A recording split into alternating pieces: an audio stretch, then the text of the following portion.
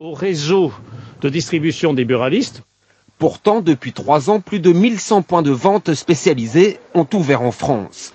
Pour le gérant du magasin de cigarettes électroniques poursuivi, ce soir, c'est l'incompréhension. Quand on va à la Chambre des métiers ouvrir un magasin de cigarettes électroniques, on nous a donné quand même le droit de l'ouvrir. On nous a pas dit, ben non, il faut faire partie des monopoles des buralistes, donc vous n'avez pas le droit de l'ouvrir.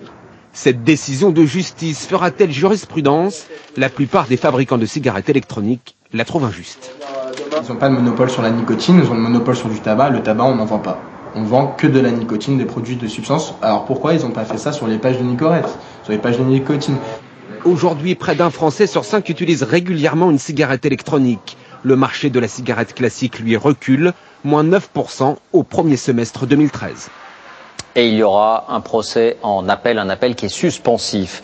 L'actualité sociale et ce plan de restructuration, comme on dit pudiquement, annoncé par le géant de l'aéronautique EADS, 5800 postes vont être supprimés en Europe, dont 1700 environ en France, dans les activités défense et espace. Bonsoir Muriel Lassaga, vous êtes en direct à Toulouse. Est-ce qu'on en sait davantage sur l'impact de ce plan et sur ses raisons aussi, impact sur les usines françaises?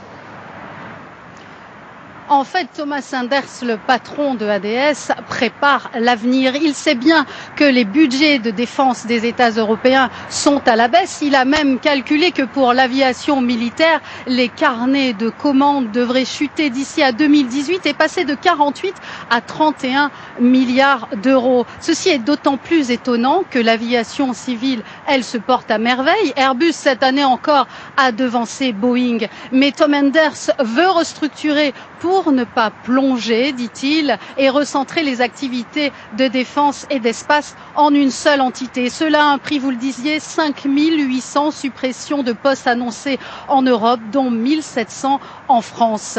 Les syndicats ne sont pas contre cette réorganisation, mais ils ne veulent surtout pas entendre parler de licenciements secs. Il y en aurait environ 1500. Ils rappellent que l'entreprise se porte malgré tout très bien et qu'en 2012, EADS a réalisé un chiffre d'affaires de 56 milliards et demi d'euros.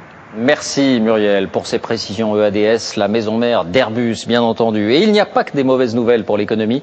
La croissance française est revue à la hausse pour ce 4e trimestre. La Banque de France table sur 0,5%, embellie confirmée implicitement par l'OCDE qui estime dans sa dernière étude que les perspectives de croissance continuent à s'améliorer dans notre pays. En attendant, une profession est en plein essor. On les appelle les chasseurs de dettes. Il s'agit des sociétés de recouvrement. Ils ne sont pas huissiers, ils ne sont pas officiers de justice, ils sont mandatés par des commerçants ou par des organismes de crédit et ils cherchent à récupérer les impayés. Qui sont ces recouvreurs et quelles sont leurs méthodes? Regardez l'enquête d'Hugo Clément et Reda Settar. Si un jour cet homme vient frapper à votre porte, c'est que vous avez des dettes. Et il n'est pas là pour vous aider, mais pour vous faire payer. La boîte aux lettres, elle est là. Aujourd'hui, ce recouvreur de dettes est mandaté par un propriétaire parisien qui possède un appartement dans cet immeuble. Objectif, réclamer à la locataire près de 10 000 € de loyers impayés. Elle est absente, alors il l'appelle. Dites-moi, je suis chez vous là. Le ton est courtois, mais ferme. Et vous êtes loin de chez vous? Vous êtes à Lyon. Si vous ne payez pas, on va être obligé de faire une résiliation du bail. Moi, je vous demande pas la totalité tout de suite, mais combien vous pouvez donner pour prouver votre bonne foi? 1900. Ok, 1900. Je viens de la descente du train, moi. Hein. Vous cherchez. Je paye le taxi même. Ah ben pour 1900 €, moi je vous paye le taxi, c'est pas le problème. Allez, bonne journée, merci, mademoiselle, au revoir. Alors, quelle explication il donne? Elle noie le poisson, quoi. L'explication, c'est que elle n'a pas d'argent, le Pôle emploi va lui donner peut-être 1500 ou 1900 €, qu'elle est capable de nous donner en totalité. J'y crois pas une seconde, quoi. Pascal Abel n'est pas huissier et n'a donc pas le droit de saisir l'argent. Son seul atout, la persuasion. Ne jamais lâcher le débiteur. Ça sonne. Et son meilleur outil, c'est le téléphone. On attendait une réaction de votre part, puisque vous disiez que vous ne vouliez pas payer parce qu'il y avait un litige technique. Or, on n'a rien reçu. Donc je pense que c'est de la pure mauvaise foi. On vous a envoyé la mise en demeure, on n'en restera pas là, hein, je vous le garantis. Le recouvrement amiable, c'est du bluff, enfin, quelque part. Hein, on vend l'idée à quelqu'un qui n'a pas envie de le faire, de payer. Une affaire parfaitement légale et qui marche. Depuis janvier dernier, Ils revendiquent 550 nouveaux clients. Et parmi eux, beaucoup de petits entrepreneurs, pour qui le moindre défaut de paiement peut être fatal. Ce professionnel d'Internet a passé 1 mois à fabriquer un site pour une entreprise qui refuse de le payer. La conséquence, c'est que j'ai un trou de 5 200 € dans ma trésorerie, avec l'impossibilité de payer, on va dire, en temps et en heure mes propriétaires, mes banquiers, etc. Et donc une charge de travail 2 fois supérieure pour essayer de rattraper le manque à gagner. C'est de plus en plus dur de récupérer les dettes.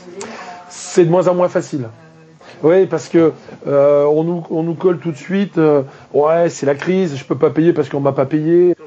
Pour récupérer l'argent, jusqu'où les recouvreurs de dettes sont-ils prêts à aller? En Angleterre, certains utilisent la manière forte, comme cet ancien mafieux reconverti après de longues années de prison. Sa méthode, menacer physiquement ceux qui doivent de l'argent.